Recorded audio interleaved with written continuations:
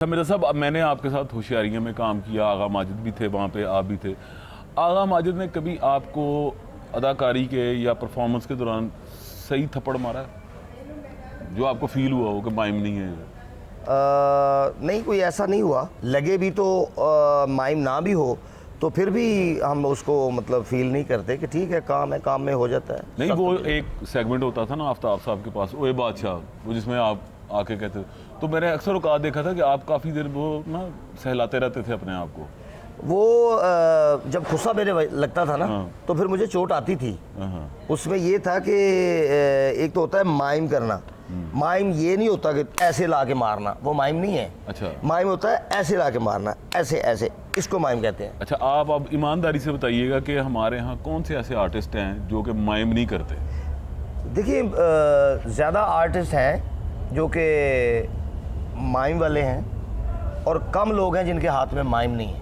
अच्छा, वो मसलन मिसाल के तौर पे दोस्ती यारी में ना, अब नहीं, दोस्ती यारी में प्रोफेशनल नहीं, बात हो रही मैं है। उनका नाम नॉमिनेट नहीं करूंगा। क्यों नहीं करेंगे? लेकिन ये मेरी बात सुने, इसमें ये होता है कि दोस्त नाराज हो जाते हैं, फिर नहीं नहीं, वो नहीं नाराज होंगे, आपके दोस्त भी हमारे ही दोस्त हैं। नहीं, काफ़ी आर्टिस्ट है, मैं किन किन का नाम लूंगा, काफ़ी आर्टिस्ट है। एक आध का मिसाल के तौर पे आप देखें, अकरम उदास हैं, उनके हाथ में माइम नहीं है। नहीं, नासिर तो मारता ही नहीं है, वो तो उसका मारने सा कोई नहीं है। सिर्फ वो नीफा टीरा में जब मुझे मारता था तो मुझे गिराता था, वो उसमें भी मतलब एक होता था कि टेक्निक होती थी। अच्छा, तो थोड़ा सा हाथ सख्त भी होता था।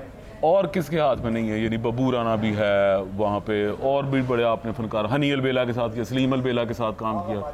आगा माजिद का तो मेरे ख्याल से माइम भी जो है वो पूरा, वो कहते हैं ना, वो गार्डर लगता है। नहीं, माइम उसके हाथ में इतना नहीं है, मतलब दरमियाना सा माइम है। हाँ, दरमियाना माइम है, हाथ सख्त है उनका। अच्छा, सख्त है उनका।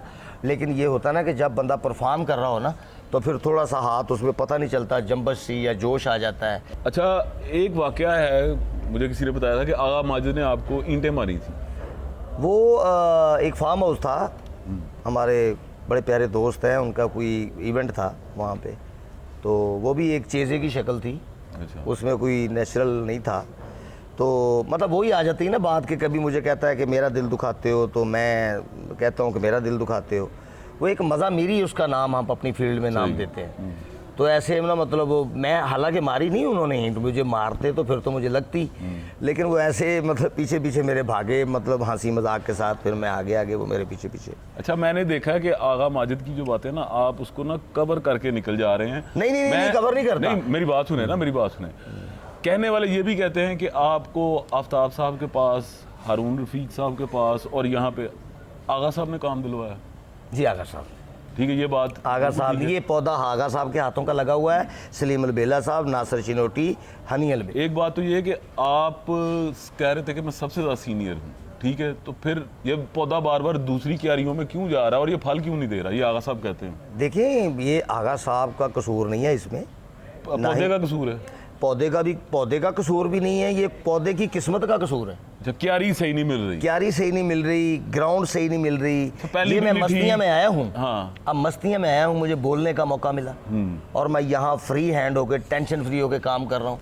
मुझे पैसे वक्त से मिलते हैं, मैं काम बड़े मज़े से कर रहा हूँ, अपनी मौज से कर रहा हूँ। आर्टिस्ट जैसे इंडिपेंडेंट काम करता है, मैं वो काम कर रहा हूँ। अल्हम्दुलिल्लाह, आपकी सेहत भी बेहतर लग रही है। और मैंने देखा कि अक्सर आप यहाँ पे भी ना शाकी होते हैं, शिकायत कर रहे होते हैं कि यार मैंने बोलने नहीं देता सरदार कमाल ने। हाँ, सरदार कमाल से याद आया कि सरदार कमाल के साथ कोई आपकी प्रोफेशनल है, आपस में थोड़ी सी लगती? हाँ, ये शुरू से थोड़ा सा ना मेरे साथ रिक्कत रखते हैं। क्यों?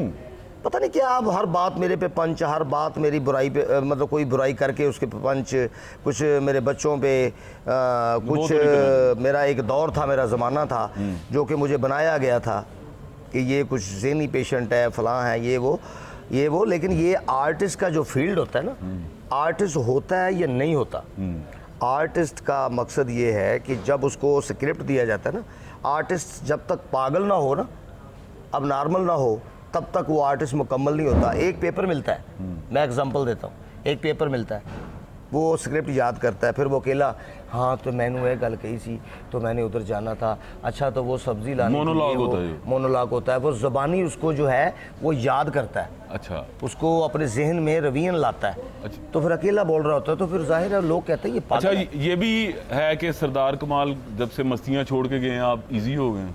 नहीं नहीं ऐसी कोई बात नहीं। अच्छा। ऐसी कोई बात नहीं। पक्की बात है? हाँ हाँ सरदार कमाल आता है, मैं कोई वो मेरे लिए हुआ नहीं है। सरदार कमाल मेरे लिए कोई टेरर नहीं है, सरदार कमाल मेरे लिए कोई ऐसी बात नहीं है।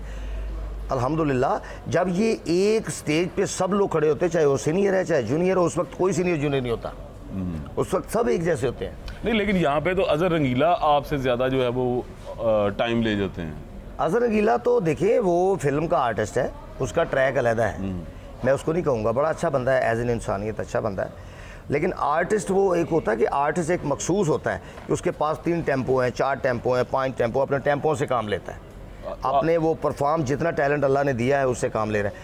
अल्लाह ने किसी को ज़्यादा दिया, किसी को कम दिया, किसी को घर दे दिया, किसी को ना दिया है जी, किसी को ज़्यादा रिस्क दे दिया, कोई बेचारा एक टाइम की मतलब रोटी को तरस रहा है। अच्छा वो तो मिर्ज़ा अल्लाह की साहब, खुशी। मुझे एक बात बताइए कि आपके पास कितनी टेम्पोज हैं और आप 1-2 टेम्पोज जो हैं वो नाज़रीन को सुना सकते हैं? टेम्पो देखें, काफ़ी सारी टेम्पो जितनी हैं मेरे पास, मतलब उर्दू भी है, उर्दू सीखने के लिए मैं कराची चला गया था, लहरी साहब के पास, वाह वाह। तो मोइन अख्तर साहब के पास, वो मैंने उर्दू तलफ़्फ़ुज़ ज़े ज़बर था मेरा, वो ज़रा सीधा करने के लिए। तो खान साहब गुलाम अब्बास सिंगर जो हैं मेहदी साहब के शागिर्द हैं, वो मेरे कह लें कि सिंगिंग में मैं उन्हें उस्ताद समझता हूँ और मेहदी साहब से मैं मुतासिर हूँ, और कॉमेडी में मनव्वर ज़रीफ साहब, शहनशाह ज़राफ़त, उनसे क्या मुतासिर हूँ। बात। अच्छा, आपने कहा कि मेहदी हसन के भी आप बड़े फ़ैन हैं, तो हाँ जी। कुछ इनायत करेंगे नाज़रीन के लिए?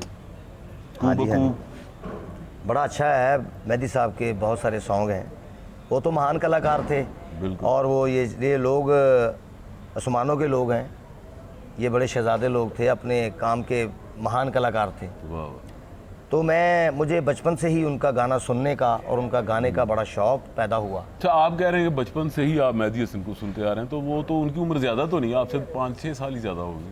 नहीं 5-6 साल ज़्यादा कहाँ, वो तो काफ़ी बड़े थे। अच्छा। वो तो फैसलाबाद में हमारे शेर मेर उनके घर में उनके वालिद साहब की बरसी पे आए थे, तो मैं छोटा सा था तो उनसे हाथ मिलाने के लिए गया, उन्होंने पजामा कुर्ता वो कढ़ाई वाला पहना हुआ था, तो उनकी आंख इतनी माशाल्लाह जलाली थी कि मैं उनकी आंख में आंख डाल के सलाम नहीं ले सका। वाह, तो जब मैं उनसे सलाम लिया तो मैंने काफ़ी दिन अपना हाथ नहीं धोया कि ये मैंने हाथ मेहदी साहब से मिलाया था। क्या बात है। तो कुछ इनायत कीजिए उनका। बखू फैले गई बाते शनासाए के, बखू फैले गई बाते शनासाए के, उसने खुशबू की तरह मेरे पज़िराई के, बखू पहले। ये क्या बात है।